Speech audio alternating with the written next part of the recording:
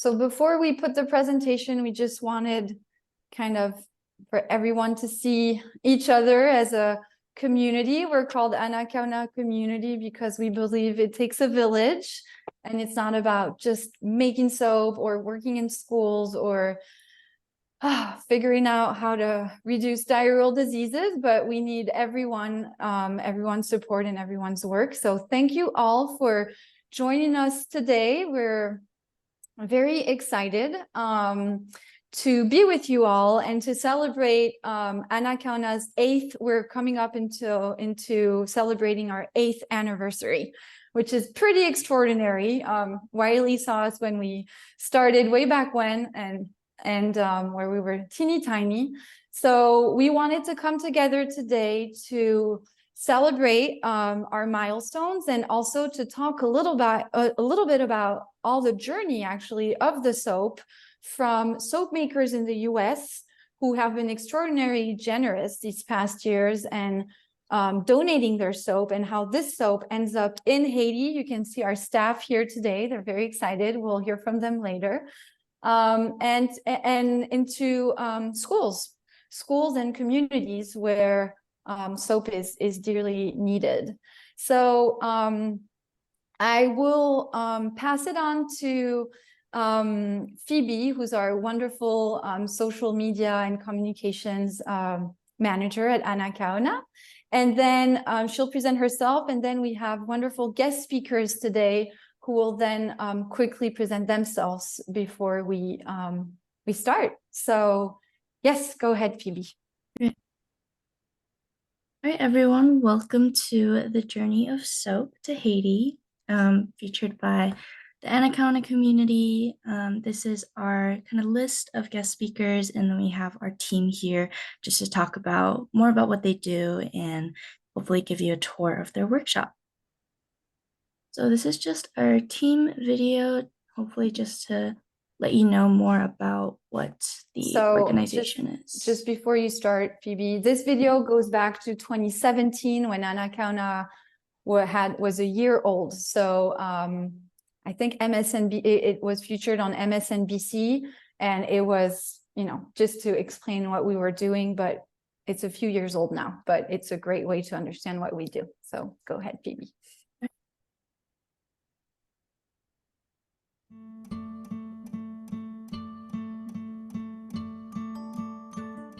Laura Bottinelli is a young French-American entrepreneur who came to Haiti 5 years ago to help with a cholera outbreak. There's been more than 800,000 people contaminated and almost 10,000 people died. She eventually decided she wanted to have a longer-term impact on the community. Soap is one of the most effective weapons against waterborne diseases like cholera, so Laura began to learn more about it. I heard of different soap recycling initiatives in Southeast Asia. So I left Haiti for 6 months and I went to Cambodia and Bali to visit those soap recycling initiatives. Back in Haiti, Laura launched a project that took advantage of her new knowledge and also empowered women in the communities where she worked. I wanted in Haiti to have a social business and to help Haiti a bit differently and to support vulnerable women. So Laura launched a soap-making business. The soap is distributed to the community and also sold in local businesses and boutiques. A network of 25 hotels provides the scraps of soap she needs to make her product. When a person leaves the room and there's a little piece of soap left in the room, the housekeeping puts the soap aside for us. And every month we pick up the soap in every hotel. 67 jours. Ma promptée, qui ça me besoin encore? Ça c'est bon savon. OK, ça c'est café. Et ça est savon. The soap making takes 3 phases.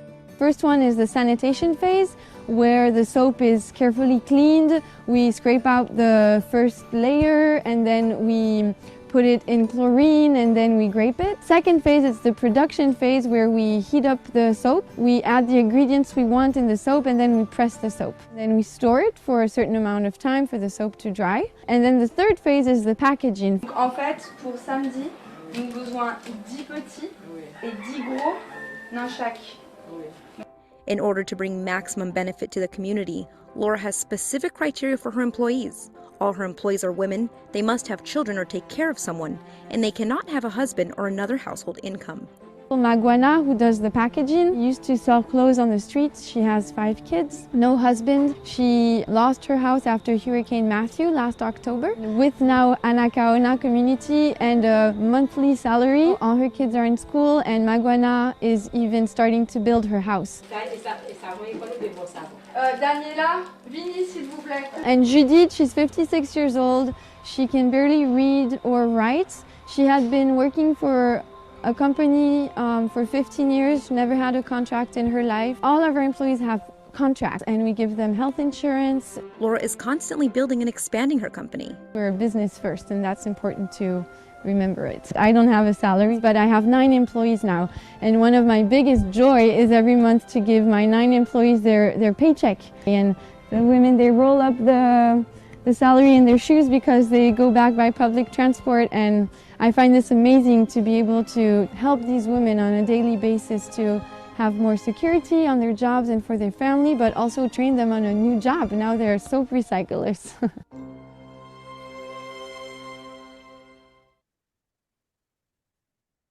Thank you, Phoebe. So that gives everyone a little bit of, more details, but now we'd love to hear from Nia. That was a really great video. So hello, everybody. My name is Nia. I am the soap maker of Nia Handcrafted, and there's some of the soaps that you see on the screen. So the soap that I make and that so many other soap makers make and donate to their ends and their maybe not so perfect pieces to ANACAONA is a cold process. And I use a cold process soap with vegetarian and vegan oils. And those are some of the ones that you see in the photos there. On the right side, you can see that one is a pumpkin soap. And there is another one all the way to the left. That's one of our prettier soaps. And I thought I would show you, some of the soaps that I have, if that's okay. So this one is a soap that I just made, and it's a safe soap. It's made with coconut oil, olive oil, and it's black from activated charcoal. And this is a soap that can go to market. I'm very happy and pleased with it. And there is sometimes mishaps that happen, like if a scale is not calibrated or if I was not paying 100% of attention and we get a soap that looks kind of like this, crumbly, and I don't know if you can see that there's white spots on it. And so this is a soap that doesn't have enough oil to match the lye. And that is something that you wouldn't use on your skin, but you could rebatch that soap into something that is an effective soap. And another example of a soap that I have here is one that I save for teaching purposes that doesn't have enough lye in it. So if I push my finger in, you can kind of see what happened there. That is definitely not a soap that's going to last in your shower. So we have options for the soap that are kind of visually not as perfect. I do donate some of the soaps to a clinic that I used to work for that helps with people that are homeless in the community, and all of my ends go to ANACAONA. I have a big box for y'all downstairs. I came to soap making because during the pandemic, I was homeschooling my kids and we did it as a project, and I fell immediately in love. I've always done my own candles and a lot of my own skincare, but this was a new venture for me almost 3 years ago. And I came to ANACAONA from my friend Molly at Optimistic Soap, who's also a donor, who connected me with Suzanne. So, and as someone who used to volunteer in Haiti, it was like just the perfect process. Yeah, thank you, Nia. So for context, I will just add that in the past, until 2020, ANACAONA would only get their soap from hotels in Haiti. And so monthly we would collect soap and then we would recycle the soap in our workshops. When 2020 hit, COVID and just travel and hotels became quite empty, and then the political instability in Haiti made hotels struggle even more. And so our soap numbers were it was getting harder and harder to get soap to then distribute to children. And so that's why we reached out to soap makers in the US. And actually, Suzanne on the next slide will explain how, is it Suzanne on the next slide or is it? Yes. So Suzanne can go ahead and explain how it all started, why we're all here today for soap makers. Hi, my name is Suzanne Siebert, and I am the owner of Pass the Bar Soaps.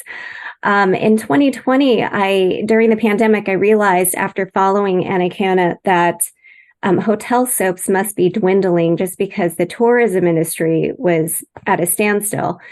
And so I was worried about Laura's group because I had seen all these pictures of people upcycling hotel soap, and I was wondering, well, what are they going to do? So through the process of soap making myself, I realized that I have all of these soap scraps that just kind of sit there, and either I can make confetti soap, which is kind of boring, or you'd have to throw them out, which I thought was such a huge waste because it's made of very valuable oils that are very skin friendly. And so I reached out to Laura and asked her if there was a place in the US where I could ship my soaps to her for upcycling. And so in 2021 of January, we launched this initiative where I reached out to all of the soap makers on Instagram and asked them if they would be willing to donate their soap scraps to our cause.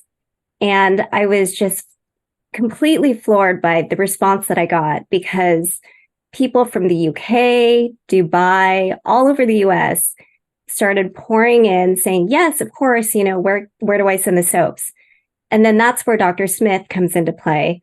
He was the one who volunteered to collect all the soaps and have them shipped to Haiti twice a year by container ship. So I wanted to share some statistics that we have managed to create from all of the rounds of soap. For round one, which started in 2021, we were able to gather 500 pounds. Round two, which was at the end of 2021, we gathered 500 pounds. And then round three, we gathered 1,200 pounds.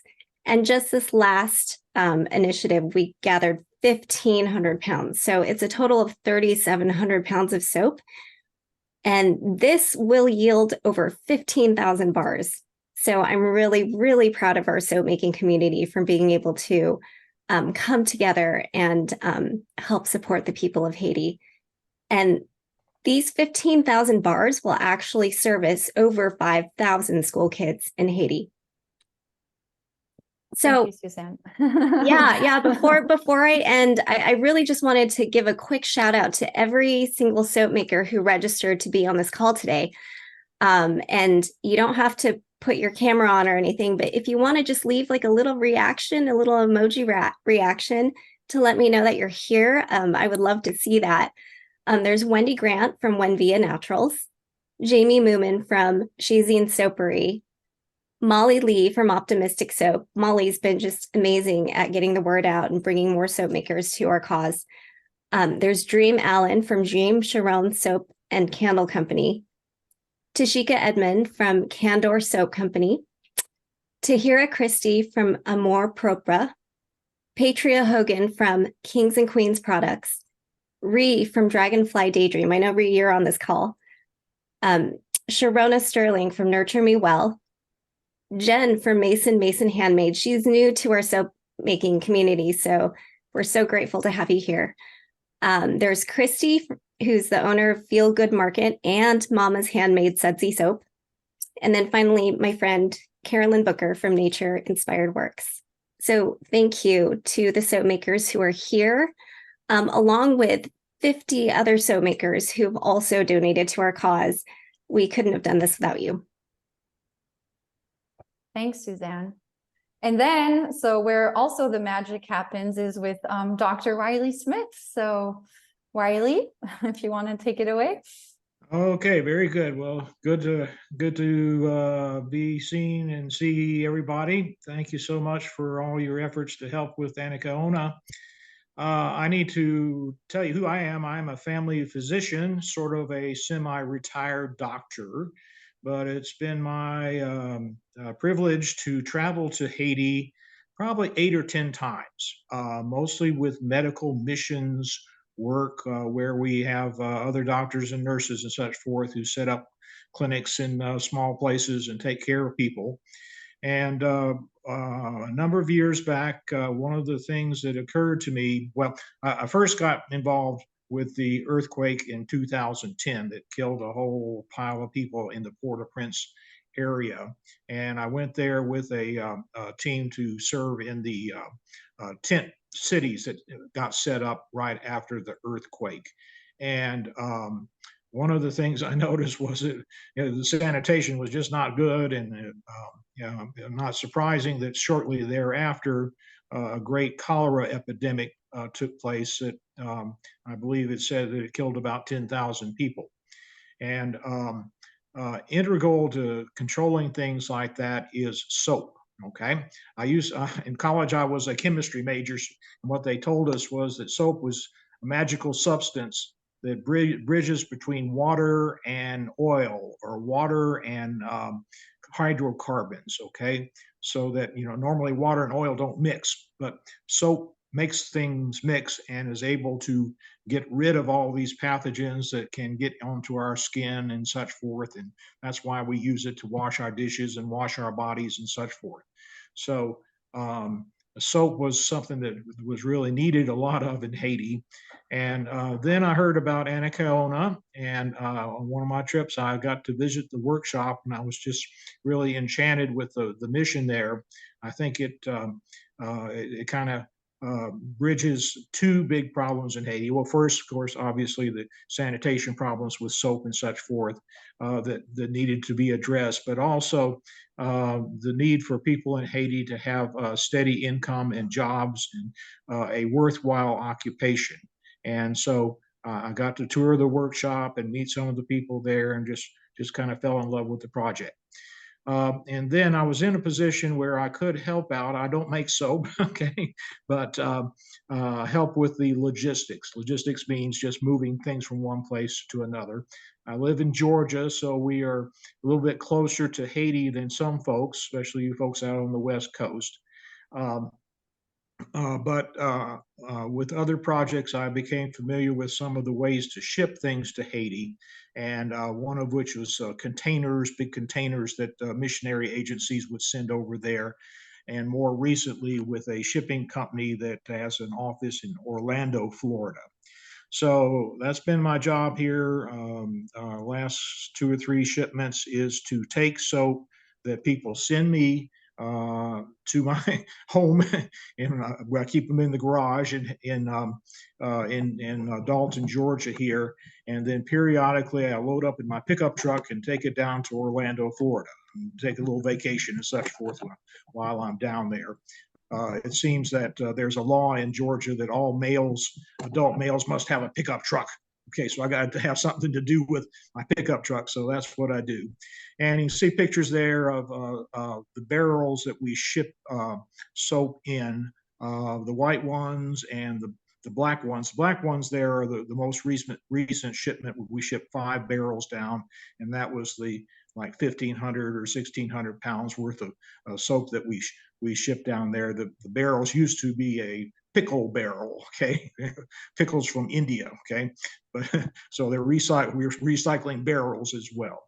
So it's been my privilege to help out, and I want to encourage you all to consider sending your soap scraps and such forth to me here in Georgia. I'm sure you can find out my address and everything. If you don't already have it, we'll give it to you.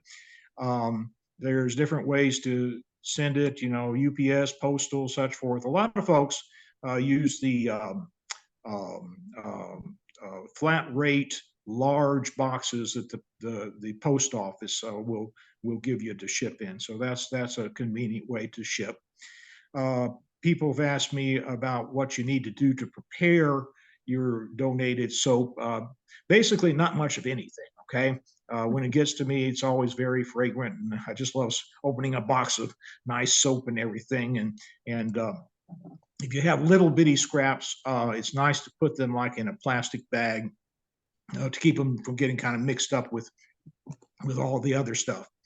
I might also add that I'm in the business of collecting soap from hotels.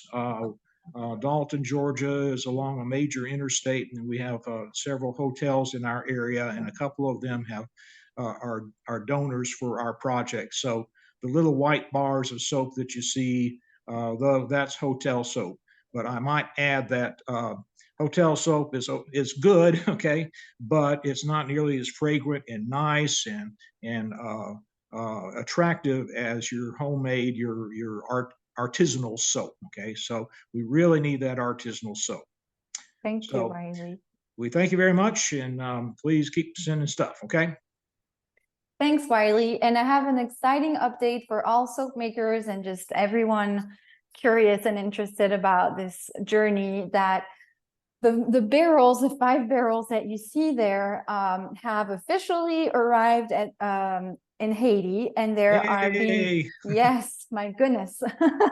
And they are, I just got off the phone 2 hours ago with Sheepex, so the company we work with, and so it is now in customs. So step by step, but it has made it. And as always, once it arrives at the workshop, we will be sending videos and pictures of that. But that's today's good news.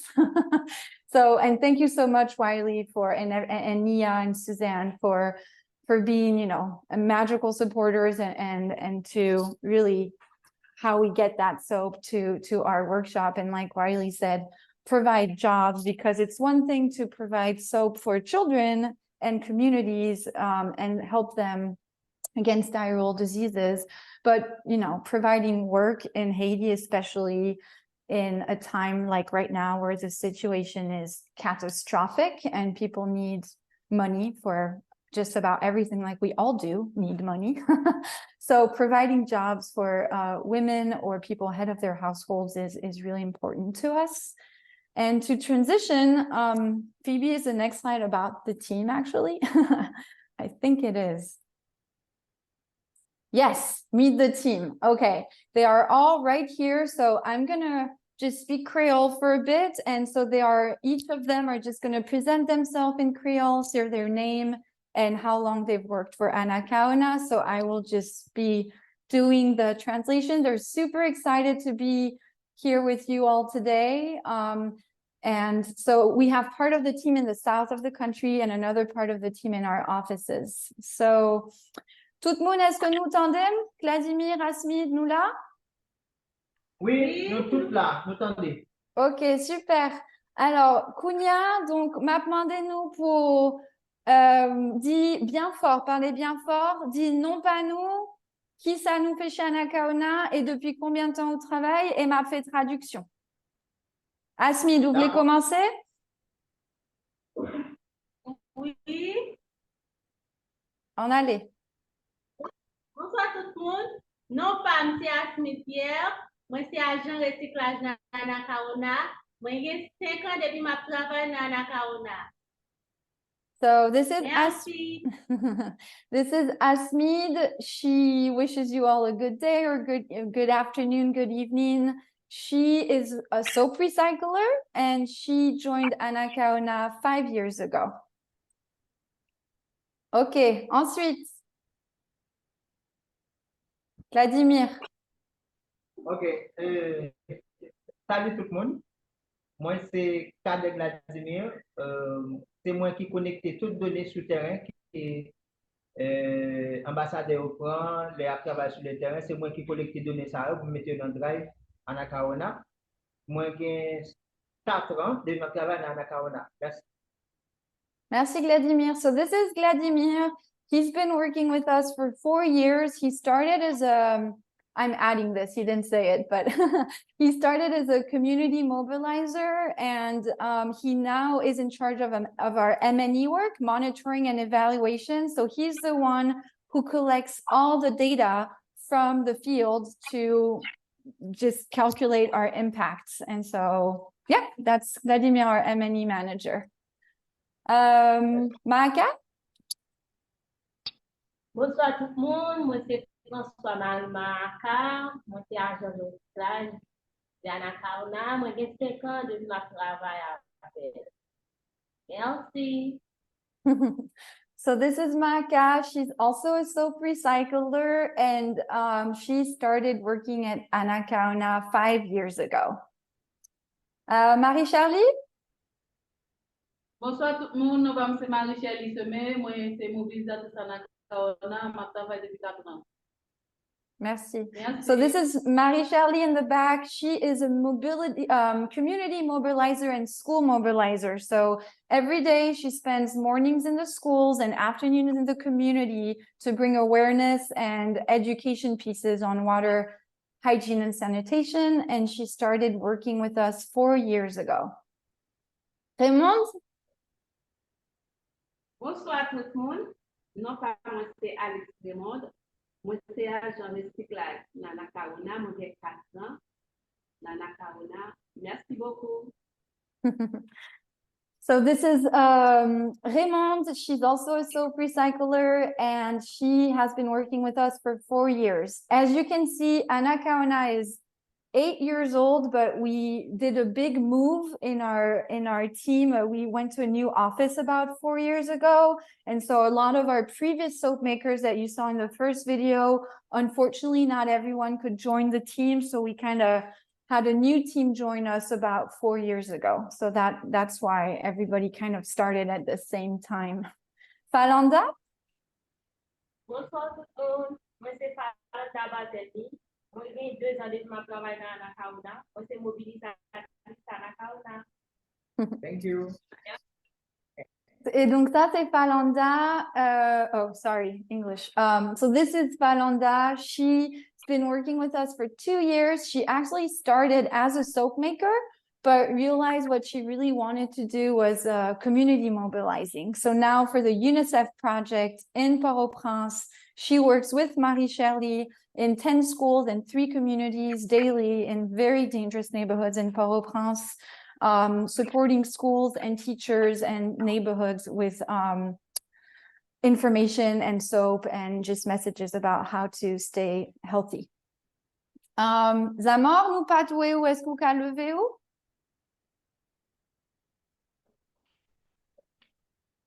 Bonsoir. Moi, c'est Zamor Angelo. Moi, j'ai 4 ans depuis que je travaille dans ANACAONA, actif pour mobilisateur. Merci, Zamor. And this is Zamor, head of households of his family and supporting many, many people in his family. Zamor is a community mobilizer. He is now in Port-au-Prince on the UNICEF project, but he was before in the South. He's been everywhere with ANACAONA. He started traveling and visiting his country since he's been working for ANACAONA. So we're very proud also to provide a opportunity for our teams to discover and work in their country. So that's the team who's in Port-au-Prince. And then let's see if they have good internet. Winter, est-ce que vous là? Oui, c'est bon.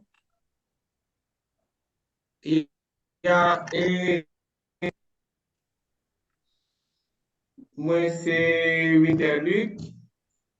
Moi, rencontré ANACAONA depuis 2017. Coordination programme sur tout le pays avec ANACAONA. Bon, heureusement, comme nous avons ça, nous pas dans le bureau. Tendance, le projet nous gagne avec AFD. Moi, dans le projet ça. Merci, Winter. So Winter is our head of programs, our program and team coordinator for ANACAONA. I've known Winter since 2017. He joined the team officially, I believe, in 2019. He's the glue to us all, and he is a fantastic community leader, mobilizer, and we're so happy to have him as part of the team. So that's it for the team today, but we thought it was nice for you to kind of meet everyone firsthand, and they're very happy to be with us all today. Next slide, Phoebe. Sorry. Yeah, so the team, we already saw in the first video kind of the steps of soap making, but the team really wanted to show you a closer take to their 7 steps of soap making. So that's a small video showing that. Sorry. Thank you, Phoebe. Pour nous reproduire savon, n'a besoin 7 étapes. Première étape, n'a nettoyer savon. So first step, they're taking the first layer off of the soap to get rid of all the impurities that are on the outside layer.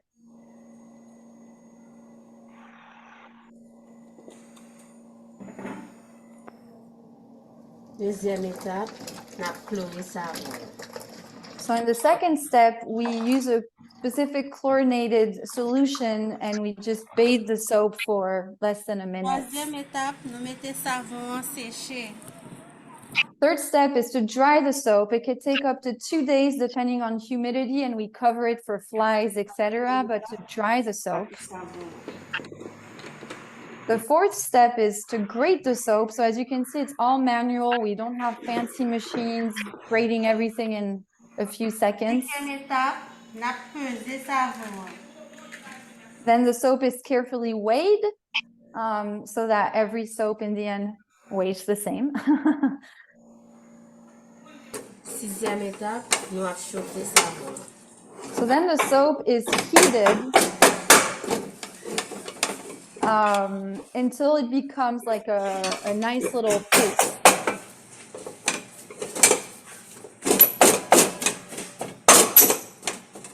So as you can see, it's very manual.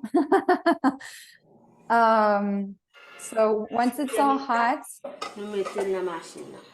then it goes in our very sophisticated and fancy machine, as you can see here, made in Haiti, but it works and it works well. And so we work with local artisans who make our soap machines. And so what they didn't show is the press, because there is a press that goes on top and that presses the soap. This has not been showed. And that's the last step when the soap comes out of the press machine. So here we go. Yes. So next step and goals. So ANACAONA, like I said, we're coming to the end of 8 years of operations. We are looking forward to getting the soap that's in customs and to spend the next few months working on cleaning them, recycling them with all the steps that you just saw.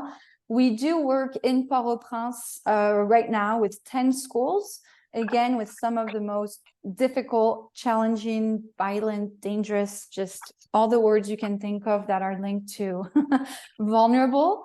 And our goal, even so now, these 10 schools, we partner with them with UNICEF, but the UNICEF project is coming to an end in November. We were able to get a 2-month extension yesterday.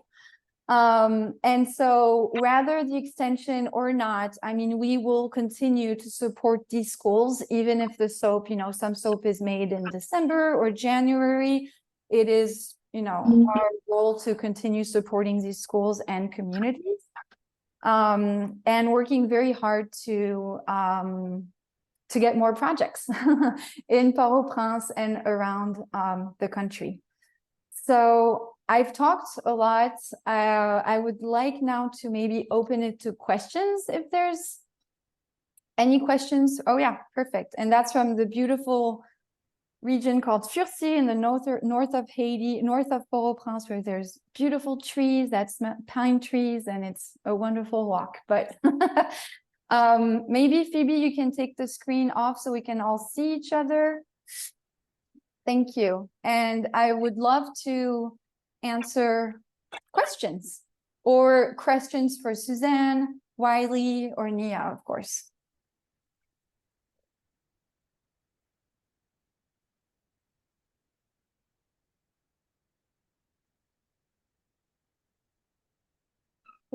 Okay, question. I'm just curious to know, when is your next trip back to Haiti? That's a mother's question, as she would like to know when her daughter is going back to Haiti. Mom, you could ask me on a call. You don't need to like have 20 people around to ask me this question. Well, But I may not be the only person interested in that. People in yes, Haiti may want to know. that's a good question, and they know. Gagne une question donc Madame là qui posait question, c'est ma maman qui joue un appel là. Li mandem qui leur m'a tourné en Haïti. Donc moi, j'ai expliqué la situation de sécurité et puis pour nous garder, mais ma dit un petit genre qui niveau nous y est sous ça. OK? Yeah. So currently the situation in Haiti is insecure. And not just, it's mostly insecure for Haitians first because they live there daily. So the reality today is that 80% of the capital city is taken over and controlled by gangs, which means very clearly that when people leave their homes every morning, they risk of being kidnapped. It's not just for ambassadors or expats or multimillionaires. It really is, everybody is facing, very dangerous situations in Haiti. Does that mean the country's totally paralyzed and that everybody's staying at home? No. People are heroes. Haitians are everyday heroes, going to work, putting their children in schools, buying groceries. Like, they are literally survivors right now. The reason I'm explaining all this is that for me to go back to Haiti right now would be a threat to them, to the teams, because of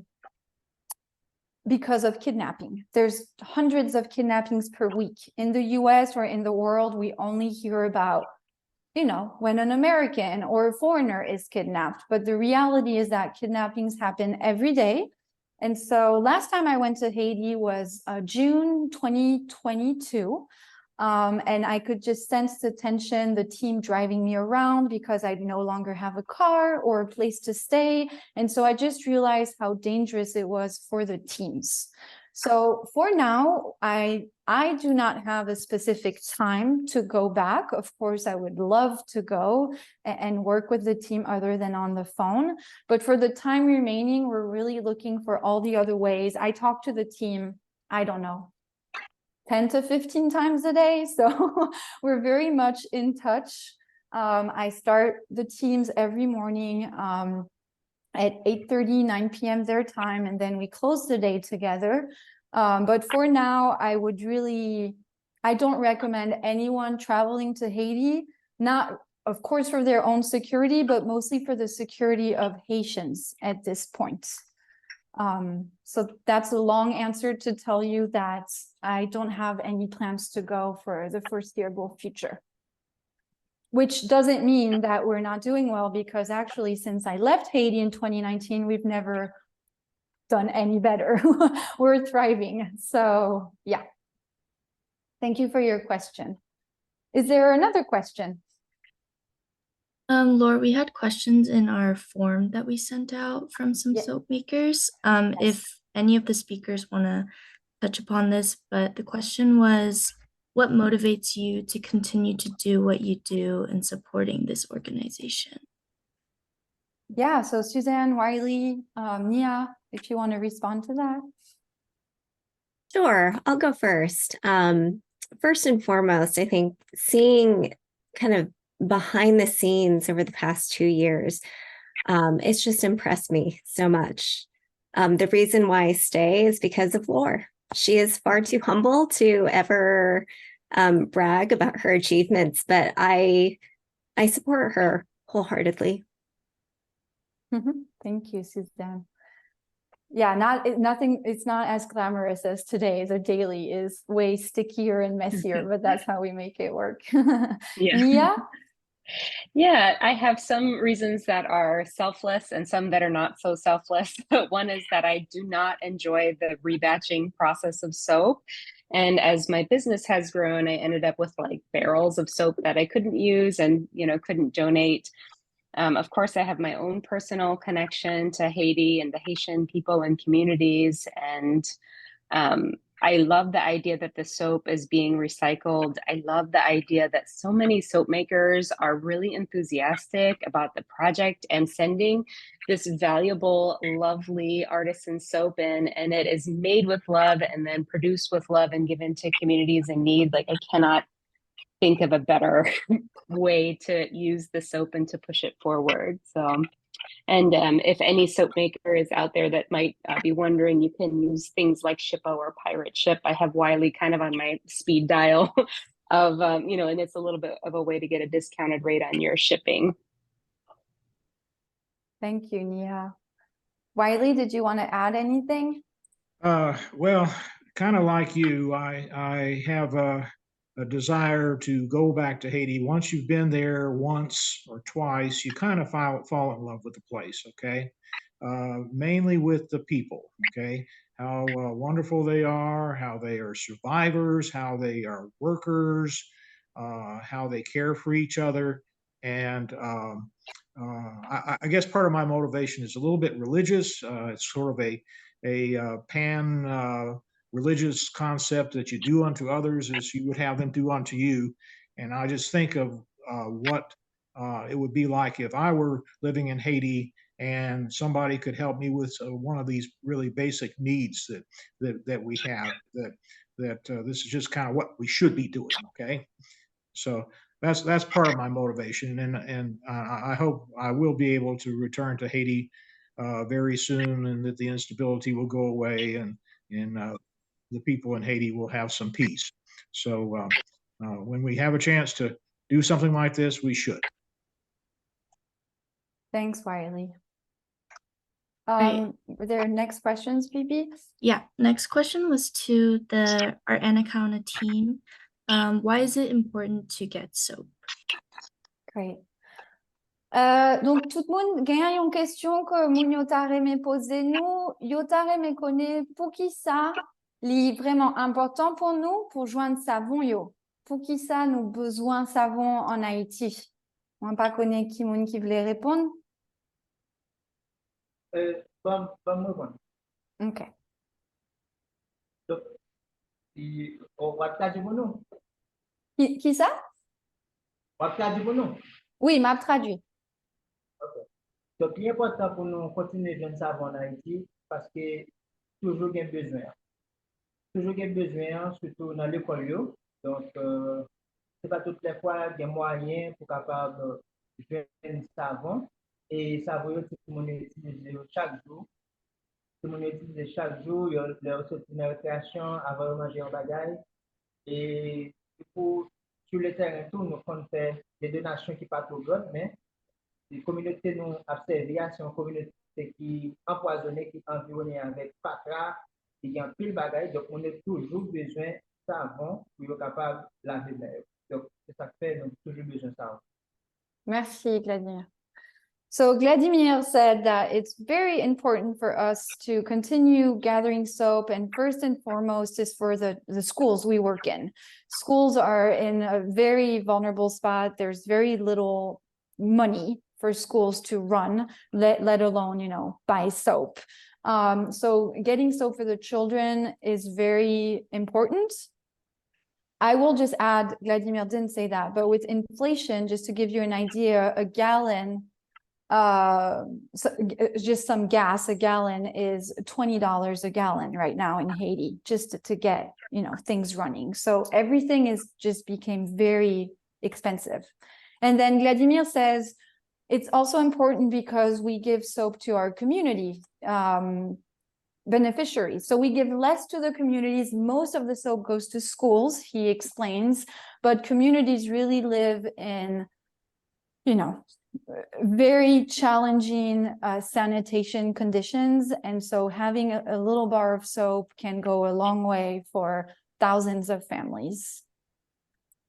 Est-ce que yon moun vle ajouter yon bagay? Asmi, Raymond, pour qui ça nous besoin savon? Oui, il est important pour nous jouer savon parce que si nous jouons savon, ça a aidé nous pour nous jouer nos salaires, pour nous jouer travail, pour nous faire. Si nous pas jouer savon, il n'est pas bon pour nous. Ok, merci. That's great. These are totally unprepared, so I'm happy because they're right on spot. So as Meet says, it's very important for us to keep getting soap because that gives us a job. And with no soap, we'd have no job. And we need a job to care for our families. And so thank you so much, everyone, for your soap because that gives me a job. So that's also very important. Merci. Merci tout le monde. Winter, vous voulez rajouter un bagay?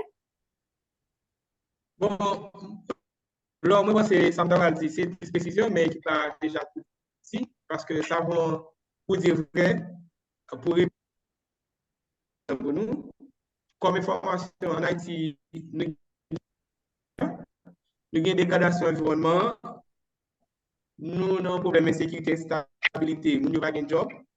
Communauté éloignée, surtout zone rurale, nous n'avons pas accès à rien comme service. Et ça va, ça va leur venir, ils vont aider nous sauver la vie par rapport à la question de choléra, corona, qui toujours nécessité pour nous laver main. Donc, accompagner le système promotion de l'hygiène dans la communauté. Des fois, sensibiliser les gens, mais il n'y a pas de moyens pour les laver main. Le nous savons ça, aider la communauté pour aider et diarrhée, choléra, même corona qui est pareil. Donc, ça, c'est vraiment un bagage qui est vraiment important. Donc, là, nous jeunes, c'est un bénéfice parce que nous n'avons pas de moyens pour acheter. Donc, là, nous avons une opportunité pour nous faire sensibilisation et puis, nous savons, ça peut être une bonne contribution dans la communauté. Okay, merci en pile, Winter. So I heard like 80% of Winter's answer, but I think I got the big picture. So he started by saying that, you know, there's just multiple crises in Haiti right now. The first one being, you know, environmental. That's, you know, lots of natural catastrophes and the country is very vulnerable with whenever just any natural catastrophe happens. And then when these natural catastrophes happen, then some diseases happen, just like cholera or diarrheal diseases. And so right now we're also in a political crisis. For those who don't know, in 2021, the president of Haiti was assassinated. And since then, there's been no government or no functioning, recognized internationally governments. And so, which creates chaos and, you know, many people don't have jobs, etc. So this soap provides not only jobs, but also it's kind of a link of hope for communities that are very remote. We work in very urban, but also very remote communities. And so these communities who don't see any sign of governmental presence, like having some support is also very important. And so we were talking this morning with Winter about how many international actors are leaving Haiti because of all the reasons we mentioned. And so the fact that we're still there is just very important for populations to see that help is, you know, can be continuous in a way. Thank you. Merci en pile, Winter. Ou ka mette nous sous mute. Mais bon, pas gain trop bruit côté, oui. Okay, there's a few minutes left. Phoebe? Yeah, we have a lot more questions. We have one from Jen, who's a soap maker. She says, if we have soap that is perfectly fine, or maybe it's just not selling or cut incorrectly, is there a way to indicate that it doesn't need to be clean or rebatched? And how, or does that complicate things? That's a great question. So the answer is if it's already packaged, I guess, the thing is that the soap, even if it's very clean and that at you're in your home, it looks perfectly normal, it's going to take it's going to be stored at Wiley's place for several months. And then it's going to travel to Haiti and it's going to take another few months. So for us, because sanitation is super important, we will sanitize every bar of soap. And again, it's not creating more problems, it's creating more jobs, if anything. So don't worry, like every bar of soap you wish to donate, we thank you so much for that. And it will be processed like any other soap just because it makes our life easier, if that makes sense. Yeah, Suzanne.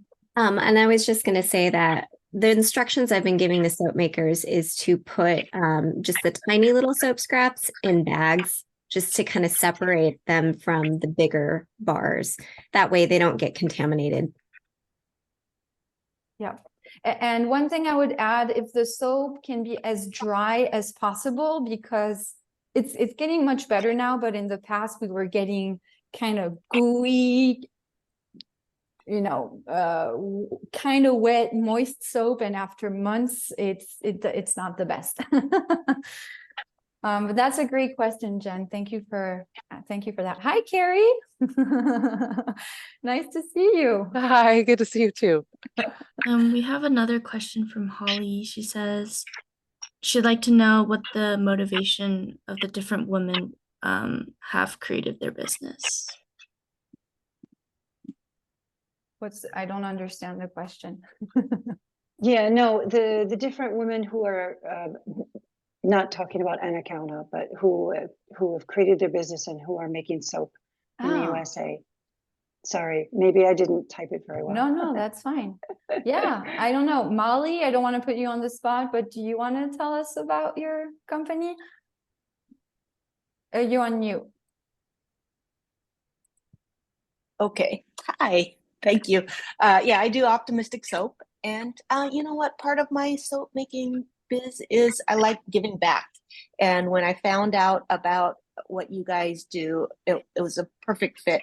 And I was having just boxes and boxes of piled up soap scraps and little bits and pieces that I had nothing that I could do with them. So it was just an easy thing for me to bundle them all up and send them to you. And it's just a thing that makes me feel very good. I do write off the postage that I use to send.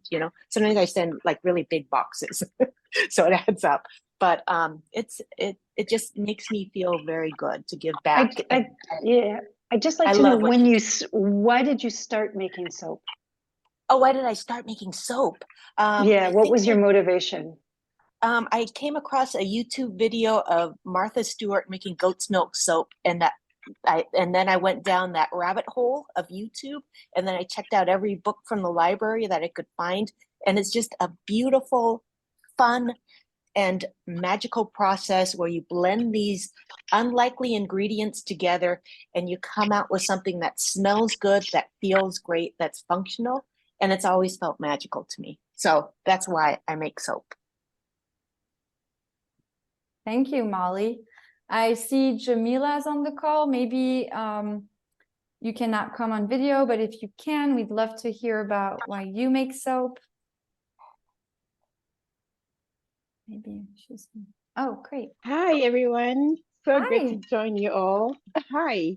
So I started making soap just like the previous speaker said. I went down this rabbit hole. I saw this article where it said you could make soap from home.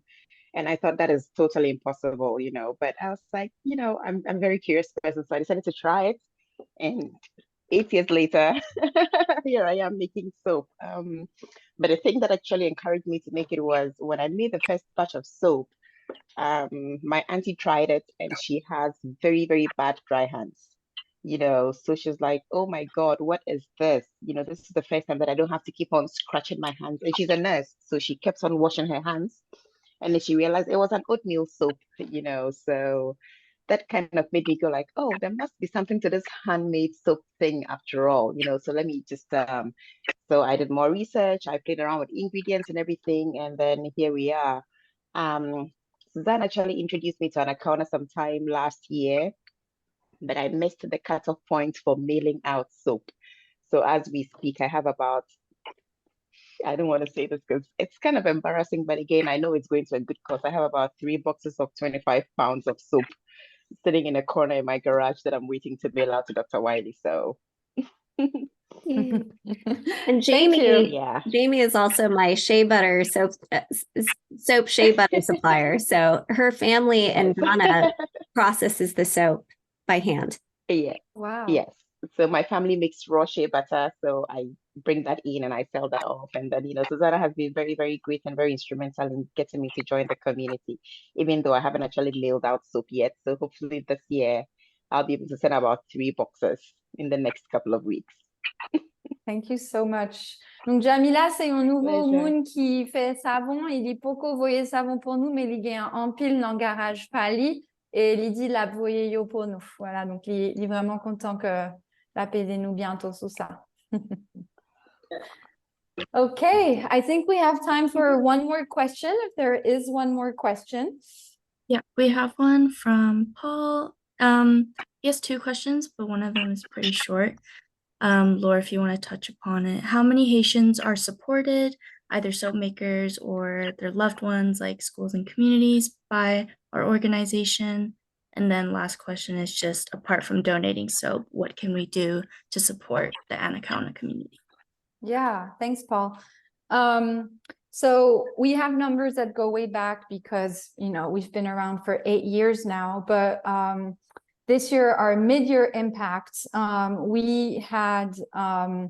we did over 800 focus groups where weekly we bring together people from communities and neighborhoods to talk about menstrual health, hand washing, water treatments, etc. So we had more than 800 sessions weekly. And within these sessions, we're supported over 4,000 people weekly for that.